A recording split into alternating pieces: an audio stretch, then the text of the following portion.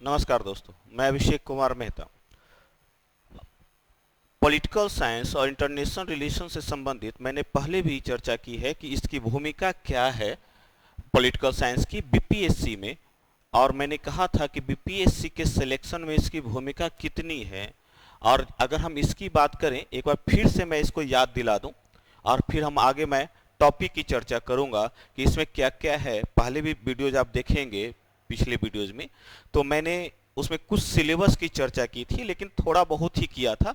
यहाँ पर मैं पूरे विस्तारित रूप से चर्चा करूंगा और किस तरीके से क्वेश्चन पूछे जाते हैं, कहाँ से पूछे जाते हैं, ये भी डिस्कशन करूंगा।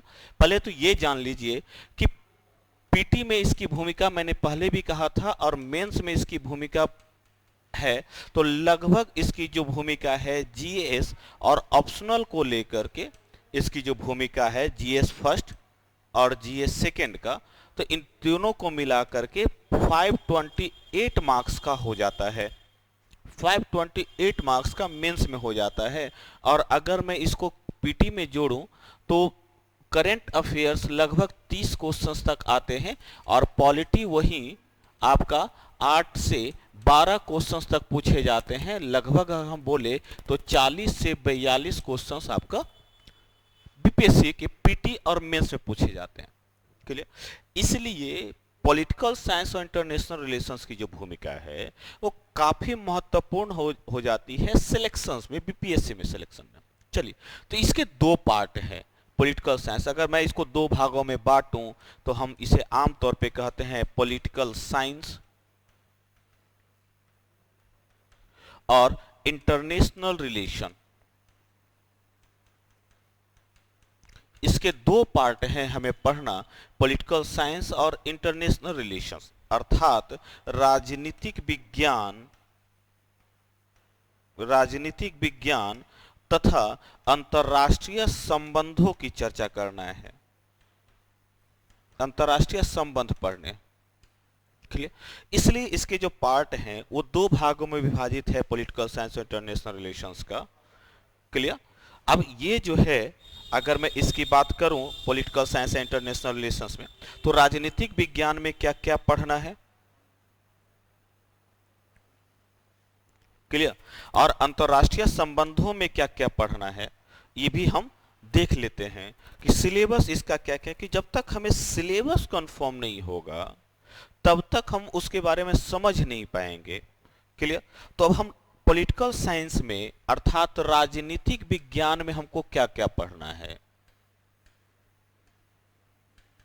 राजनीतिक विज्ञान में अर्थात पॉलिटिकल साइंस में कहां कहां से क्वेश्चन आते हैं, और ये मैंने पहले वीडियोज में भी चर्चा किया था, फिर से एक बार चर्चा कर रहे हैं ताकि आपको रिमाइंड हो जाए। क्लियर? तो इसके सिलेबस कितने पार्ट में इसके सिलेबस बटे हुए हैं। तो सबसे पहले जो हमको पढ़ना है वह सबसे पहले विचार पढ़ना है, आइडिया पढ़ना है, आइडियाज के संबंध में देखना है, थिंक के संबंध में देखना है। दूसरा जो हमको पढ़ना है वो विचारक के संबंध में पढ़ना है।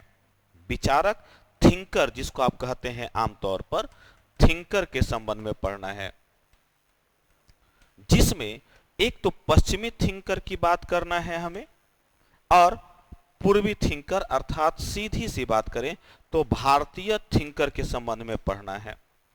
पश्चिमी थिंकर और पूर्वी थिंकर, भारतीय थिंकर के संबंध में पढ़ना है। यहां से क्वेश्चंस आते ही आते हैं, हम चर्चा भी करेंगे और साथ साथ हम टॉपिक भी आज हम उल्लेख करेंगे, एक एक टॉपिक को देखेंगे। इसके साथ साथ जो हमें पढ़ना है वो प्रणाली पढ़ना है। कौन सी प्रणाली? तो राजनीतिक प्रणाली पढ़ना है, राजनीतिक प्रणाली पढ़ना है। और राजनीतिक प्रणाली मैंने पहले भी चर्चा की थी, ठीक है। और इसके साथ साथ हम पॉलिटी के संबंध में हमको देखना है, अर्थात राजनीति शास्त्र के संबंध में हमको देखना है। क्लियर? तब पॉलिटी का कौन कौन सा पार्ट आएगा, स्पेशल प्रणाली पर हमें कौन कौन सी प्रणाली देखनी है, विचारक में कौन कौन से देखने हैं, और विचार में कौन कौन से देखने हैं। क्योंकि पहले तो हम इसलिए, क्योंकि ये पहली क्लास है, ठीक है। अब पहली क्लास में सबसे पहले काम यही करना है कि हमें पहले सिलेबस को बेहतर रूप से देखें और इससे रिलेटेड क्वेश्चंस पूछा गया है या नहीं पूछा गया है उसकी हम चर्चा करेंगे। क्लियर? अब हम विचार के बारे में अगर देखें, किसी भी टॉपिक की शुरुआत अगर हम विचार के बारे में देखें, पहला सिलेबस, तो कौन कौन से विचार पढ़ने हैं? तो सबसे पहला पढ़ना है उदारवाद, दूसरा जो पढ़ना है समाजवाद, तीसरा जो पढ़ना है मार्क्सवाद, चौथा जो पढ़ना है संप्रभुता, सॉवर्जिनिटी, पांचवा जो पढ़ना है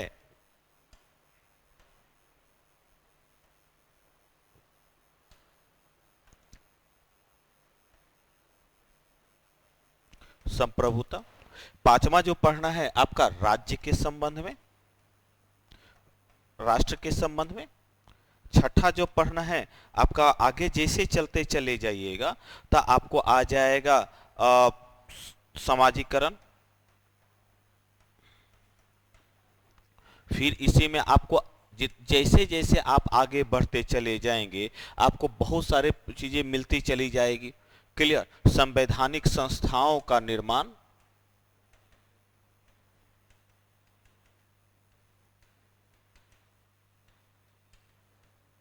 फिर इसी में आ जाएगा आपका नारीवाद, फांसीवाद, ठीक है, पर्यावरणवाद।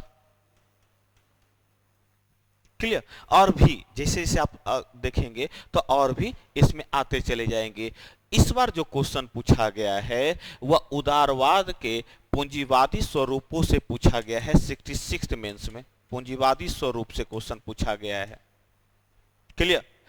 लगभग बीपीएससी के अगर इतिहास को अगर देखिएगा पिछले 38वीं से, तो लगभग संप्रभुता से नहीं भी तो लगभग 10 से 11 बार क्वेश्चन पूछा गया है संप्रभुता से संबंधित।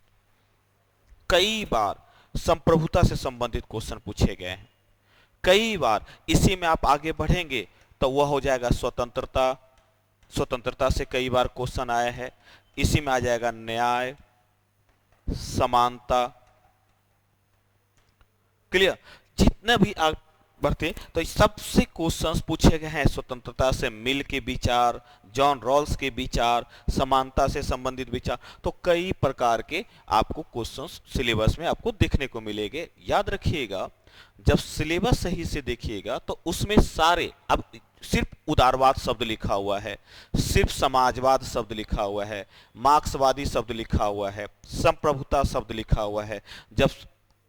जबकि क्वेश्चंस अगर मैं उदारवाद की बात करूं तो उदारवाद के नव उदारवाद से क्वेश्चन पूछा गया है, नव उदारवाद से क्वेश्चन पूछा गया है। क्लियर? पारंपरिक उदारवाद से, जिसे आप क्लासिकल उदारवाद भी कहते हैं, पारंपरिक उदारवाद से क्वेश्चन पूछा गया है। तो सिलेबस में सिर्फ उदारवाद शब्द लिखा हुआ है। इसी के बदलते समय में जो इसमें बदलाव आता चला गया, तो कभी नव उदारवाद कहलाया, कभी पारंपरिक उदारवाद कहलाया। तो इस तरीके से क्वेश्चंस बनते हैं। ठीक है? तो एक विचार में, और इसी में आप देखिएगा कि जैसे ही हम इसमें देखते हैं तो इसके संबंध में विचारक, इसके संबंध में विचारकों की क्या राय रही। उदारवाद के संबंध में जॉन लॉक के विचार, हॉब्स के विचार नहीं, इसी के संबंध में फेबियन समाजवाद के संबंध में विचार। क्लियर? तो कई इस जितने भी आप देखेंगे, जो भी आप यहां पर देख रहे हैं, चाहे स्वतंत्रता हो, न्याय हो, समानता हो, इस संबंध में विचार देखने हैं और उसके साथ साथ विचारक को देखना है। क्लियर? तो इसलिए हमें ये क्लियर हो जाता है कि जब तक हम इसे नहीं देखेंगे तब तक हम इनको और इनको नहीं देख पाएंगे, अर्थात विचारकों को हम नहीं देख पाएंगे। ध्यान रखिएगा। इसलिए पॉलिटिकल साइंस में एक अहम चीज होती है कि सबसे पहले हमारी शुरुआत आइडियाज से होती है और आइडियाज के साथ सभी विचारक आ जाएंगे। जैसे अगर मैं इसको उदाहरण स्वरूप देखूं तो न्याय के संबंध में, अब न्याय एक टॉपिक है, विचार है, तो न्याय के संबंध में अरस्तु के विचार, न्याय के संबंध में रॉल्स के विचार, न्याय के संबंध में प्लेटो के विचार। क्लियर? ये सभी अपने आप जुड़ते चले जाएंगे। इसी प्रकार राज्य के संबंध में अरस्तु के विचार, प्लेटो के विचार, रूसो के विचार। नहीं, तो ये सभी चीजें जब तक आइडियाज अगर हमें समझ में नहीं आएगा तब तक हम विचारकों को नहीं समझ पाएंगे। इसीलिए जो शुरुआत अगर हो पढ़ने की, जो नए नए स्टूडेंट्स हैं, जब पढ़ने की जो शुरुआत हो तो सबसे पहले विचार और तब विचारक वो उसके साथ साथ चलेंगे। इसीलिए ना मैं बार बार स्टूडेंट्स को कहता हूं कि दो चीजें ध्यान में रखिएगा। एक होती है जो पढ़ाई का स्वरूप जो होता है वो वर्टिकल होता है और एक स्वरूप हॉरिजॉन्टल होता है। वर्टिकल का मतलब होता है कि हम फैक्चुअल बातें कर रहे होते हैं, पॉइंट स्वरूप कर रहे होते हैं, ठीक है। और हॉरिजॉन्टल का मतलब होता है कि एक दूसरे से लिंक रहता है। यह विचार, जो भी हम विचार पढ़ेंगे वह विचारक के साथ पढ़ेंगे, तो यह हॉरिजॉन्टल चलती है। इस बार भी कई क्वेश्चंस, और बीपीएससी में विशेषता यह है कि यहां से इन दोनों से मिला करके एक से दो, एक ही क्वेश्चंस लिखना है आपको। पूछा जाता है 2 से 3, लेकिन यहां से मात्र एक ही क्वेश्चंस लिखना है। बीपीएससी मेंस में 2 क्वेश्चन नहीं लिखने। आपको पॉलिटिकल सिस्टम आप कवर कर सकते हैं, आप पॉलिटी कवर कर सकते हैं, कि अधिकतर स्टूडेंट्स का ये पार्ट पढ़ा हुआ रहता है, इसलिए वह क्वेश्चन सेलेक्ट कर सकता है कि हम किस क्वेश्चंस को अपना डील कर सके। क्लियर? तो इसलिए ये ध्यान रखने की जरूरत है कि यहां से आप 1 से 2 क्वेश्चन आप लिखिए, आपके पास ये भी ऑप्शन है, ये भी ऑप्शन है, ठीक। अब मैं अगर इसकी बात करूं विचार, फिर अगर मैं बात करूं कि प्रणाली में क्या क्या पढ़ने हैं, तो 3 से 4 प्रकार की प्रणाली पढ़नी है। सबसे पहला प्रणाली जो पढ़ना है वो संसदीय प्रणाली पढ़ना है। दूसरा जो पढ़ना है वो संघीय प्रणाली पढ़ना है। और तीसरा जो पढ़ना है वो दलीय प्रणाली पढ़ना है। क्लियर? पार्टी सिस्टम पढ़ना है। अर्थात राजनीतिक प्रणाली के 3 स्वरूपों को अब संसदीय के साथ साथ अध्यक्षात्मक, तुलनात्मक करते चले जाइए। क्लियर? तो 3 प्रकार के प्रणाली ये हमें पॉलिटी में भी पढ़ने हैं, ये हमें पॉलिटी में भी पढ़ने हैं। इसलिए यह जो प्रणाली है आपको 3 से 4 पर, अगर थोड़ा सा और अगर कुछ मिल गया तो अन्य भी कर देते हैं। क्लियर? तो मेनली रूप से 3 प्रणाली पढ़ने हैं। इस बार यहां से भी क्वेश्चन पूछा गया है, यहां से भी जीएस के पार्ट में क्वेश्चन पूछा गया है 66 के। और लेनिन के संबंध में दलीय प्रणाली से क्वेश्चन पूछ दिया गया है। तीनों से क्वेश्चन पॉलिटिकल साइंस में यहां से आए। इसीलिए यहां पर ये चीजें बहुत इंपॉर्टेंट हो जाता है कि कौन कौन सी प्रणाली हमको देखना है। तो यहां से 2 क्वेश्चन यहां से बन जाते हैं। क्लियर? इसी प्रकार आप आगे बढ़े तो अगर हम पॉलिटी के स्वरूपों, यहां के पॉलिटी में स्वरूपों में देखें तो यहां पर स्पेशल जो पढ़ने वो हमको प्रावधान पढ़ने हैं। कौन से प्रावधान? तो संवैधानिक प्रावधान पढ़ने हैं। संवैधानिक प्रावधानों के संबंध में हमको देखना है, जैसे फंडामेंटल राइट्स, जैसे डीपीएसपी नीति निदेशक तत्वों के संबंध में देखना है, ठीक है। धर्मनिरपेक्षता के संबंध में देखना है, ठीक है। जैसे नागरिकता के संबंध में देखना है। और इस बार क्वेश्चन यहां से पूछे गए हैं। क्लियर? तो एक प्रावधान के संबंध में हमको देखना है। इसी प्रकार एक और पार्ट हमको देखना है जिसे हम आमतौर पे कहते हैं गतिशीलता, जिसे आप कहते हैं, आप इसको चर्चा में जो रहेगा वही देखना है। तो इसमें हमको देखना है आपका क्षेत्रवाद, जातिवाद, भाषावाद, ठीक है, जितने भी सांप्रदायिकता। तो जो भी ये तरीके से क्वेश्चन जो होंगे, तो संविधान, तो यहाँ से, क्योंकि पॉलिटी में भी आप ये पार्ट पढ़ रहे होते हैं, पिछला वाला पार्ट पॉलिटी में भी पढ़ रहे होते हैं, इसलिए यहां से ये दो क्वेश्चंस लिखना हमारे लिए आसान हो जाता है कि कौन कौन से हम दो क्वेश्चंस को सिलेक्ट कर पाएंगे। तो एक क्वेश्चन आप यहां से सिलेक्ट कर लीजिए लिखते समय, और दो क्वेश्चन यहां से सिलेक्ट कर लीजिए। तो तीन क्वेश्चन आपको पॉलिटिकल साइंस में, अर्थात इसमें जो तीन क्वेश्चन है वो आपको लिखा जाएंगे, क्योंकि हमें पता है कि बीपीएससी के मेंस में 6 क्वेश्चंस लिखने होते हैं। क्लियर। और जब हम इसे पढ़ेंगे, जब हम इस टॉपिक को पढ़ रहे हैं, इस टॉपिक को, ठीक है, जब हम इस टॉपिक को पढ़ रहे होते हैं, ठीक है, साथ साथ हम इस टॉपिक को पढ़ रहे होते हैं, तो इसके साथ साथ हमें जो है वह आपका ये वाला पार्ट्स, पीटी का भी पार्ट्स कवर होता चला जाता है, इसलिए अलग से देखने की जरूरत ही नहीं है। इसीलिए पॉलिटिकल साइंस बहुत इंपॉर्टेंट हो जाता है कि जीएस में इसकी पकड़ मजबूत हो जाती है। क्लियर। तो तीन क्वेश्चंस कहां से लिखने हैं ये तो क्लियर हो गया कि कहां पर फोकस कर सकते हैं। स्टूडेंट्स की इच्छा है कि जिस पर अगर अच्छी पकड़ है तो वो दो पार्ट्स विचार से लिख ले, एक पार्ट जो उस समय कि आप किस पर अच्छा लिख सकते हैं ये ध्यान देने की जरूरत है। तो आपको पता चल गया कि अगर हमारा ये कमजोर करी है तो एक क्वेश्चन पर हम इस पर फोकस कर लें, और ये हमारा मजबूत करी तो दो क्वेश्चन हम यहां से फोकस कर लें।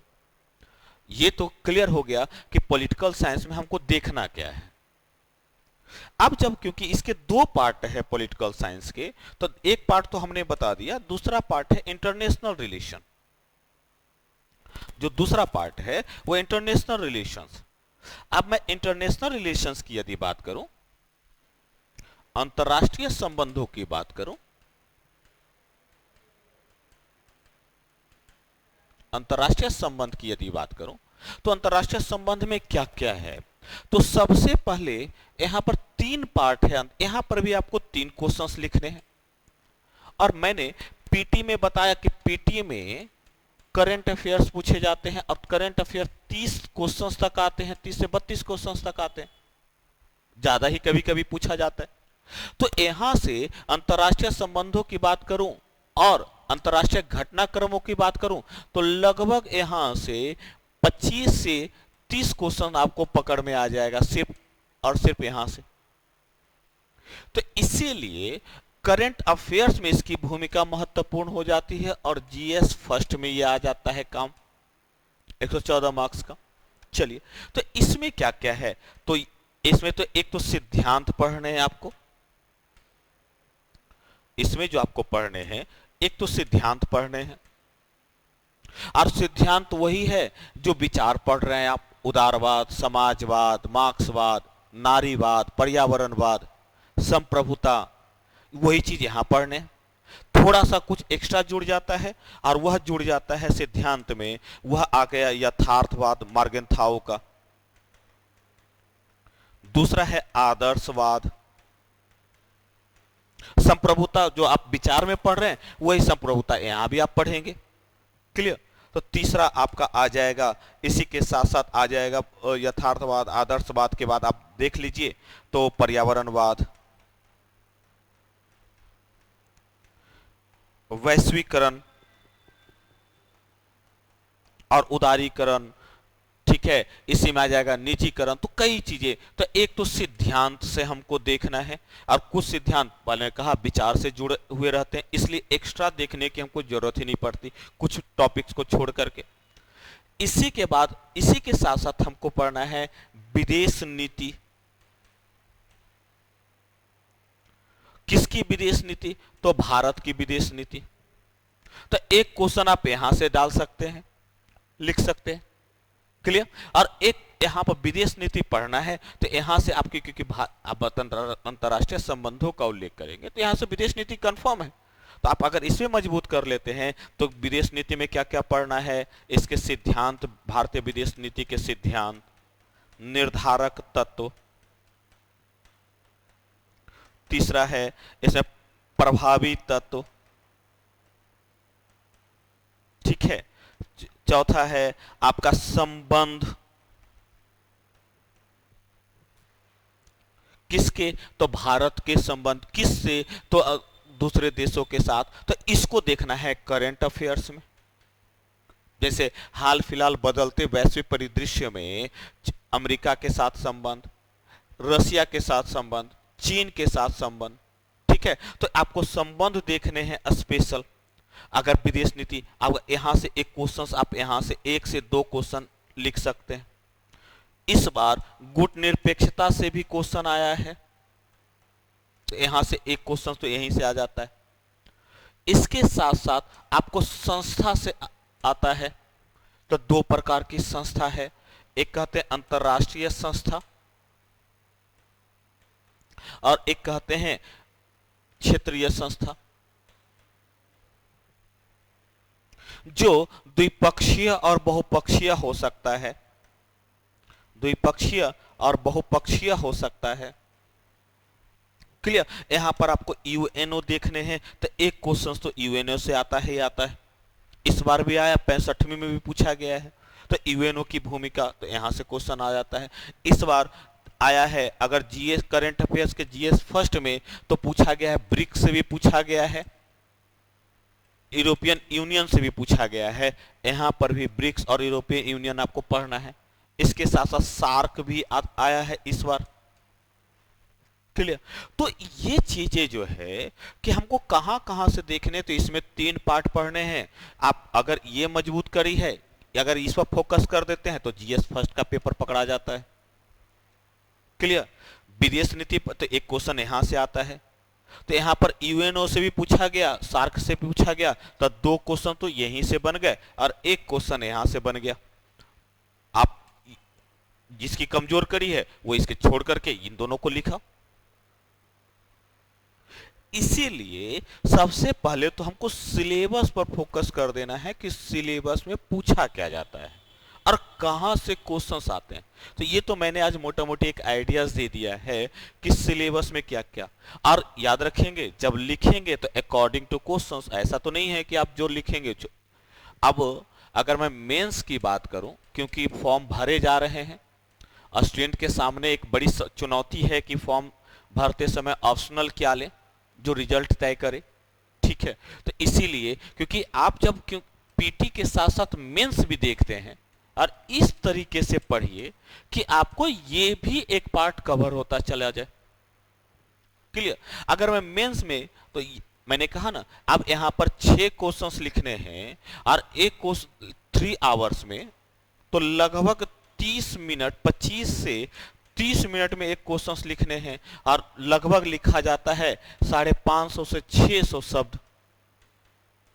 मल्टीप्लाई कर लीजिए तो लगभग 3200 से 3500 शब्दों के आसपास आपको लिखने हैं 3 घंटे में।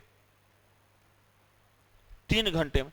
अब ये आपके प्रैक्टिस पर डिपेंड करती है कि अगर लगे हुए हैं, ऑप्शनल चूज कर रहे हैं, तो आपको मेंस के साथ साथ आपको पढ़ाई करने की जरूरत है। एक क्वेश्चंस भी अगर यहां से निकल गया तो आपका सिलेक्शन प्रक्रिया से आप बाहर चले जाएंगे। क्लियर? तो अब हमें यह पता चल गया कि हमको पढ़ना क्या है।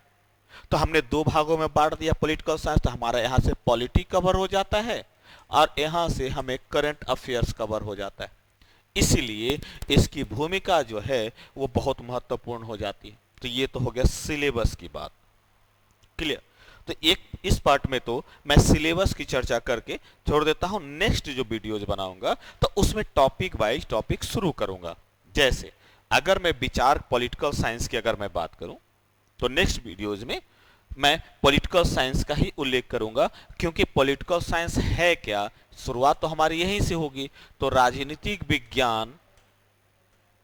विज्ञान है या कैसे है, तो राजनीतिक विज्ञान एक परिचय। जब तक हम किसी टॉपिक के उसके परिचय को नहीं समझ पाएंगे, उस टॉपिक को नहीं समझ पाए, हम लिख ही नहीं पाएंगे। और सिर्फ यहां से 2 बार से 3 बार क्वेश्चन पूछे गए हैं राजनीतिक विज्ञान से। सिर्फ और सिर्फ यहां से क्वेश्चंस 2 से 3 बार पूछे गए हैं। पारंपरिक दृष्टिकोण, आधुनिक दृष्टिकोण, दोनों में तुलनात्मक। ठीक है। एक चीज और यहां पर ध्यान रखिएगा, आपको जितने भी पढ़ने हैं ना, वो तुलनात्मक अध्ययन साथ साथ करने हैं, जिसे आप कहते हैं तुलनात्मक राजनीति। एक क्वेश्चन यहां से भी आता है तुलनात्मक राजनीति से, ध्यान रखिएगा। तो स्टूडेंट के समक्ष ना ये बड़ा कठिनाई पैदा हो जाता है कि तुलनात्मक राजनीति थोड़ा सा ना कॉम्प्लिकेटेड है, जटिल है। क्लियर? तो आप यहां पर अगर आपके पकड़ अच्छी है तो इस पर लिखिए, अगर पकड़ अच्छी नहीं है तो यहां चले जाइए। बीपीएससी आपको राजा बना करके रखता है, अगर मैं कहूं तो। आपकी इच्छा है कि आपकी कौन सी टॉपिक पे आपकी जो पकड़ मजबूत है उसी टॉपिक को लिखिए ना। तो ये पांच जो, एक दो तीन चार और पांच, पांच में से अगर आप सिर्फ एक विचारक अगर देख लेते हैं, एक विचार देख लेते हैं, दो प्रणाली और पॉलिटी से लिख लेते हैं, तो तीन क्वेश्चन यहां से हो जाते हैं। तुलनात्मक राजनीति अगर जिसकी मजबूत कड़ी है तो तुलनात्मक राजनीति से लिख ले। आपके पास ऑप्शन ही ऑप्शन होते हैं इन सभी में लिखने के लिए, सभी से दो दो क्वेश्चन मिल जाते हैं, एक एक क्वेश्चन मिल जाता है। आपकी इच्छा है कि जो मजबूत करे उस पर लिखिए। तो शुरुआत जो हम करेंगे तो राजनीति विज्ञान से शुरुआत करेंगे। तो सबसे पहले कि पॉलिटिकल साइंस है क्या, तो वो हमने बता दिया कि पॉलिटिकल साइंस में पढ़ा के अधिक से अधिक नंबर कैसे लाया जाए पॉलिटिकल साइंस में। तो अधिक से अधिक नंबर लाने की प्रक्रिया क्या हमारे लिए मेंस में उसकी भूमिका कितनी महत्वपूर्ण हो जाए, हम कैसे वो 6 क्वेश्चंस को बेहतर डील कर पाए। ठीक है, तो इस वीडियोज में हम इतना ही। नेक्स्ट वीडियोज में हम आगे चर्चा करेंगे कि राजनीति विज्ञान है क्या, उसके परिचय के संबंध में। तो आज के लिए धन्यवाद।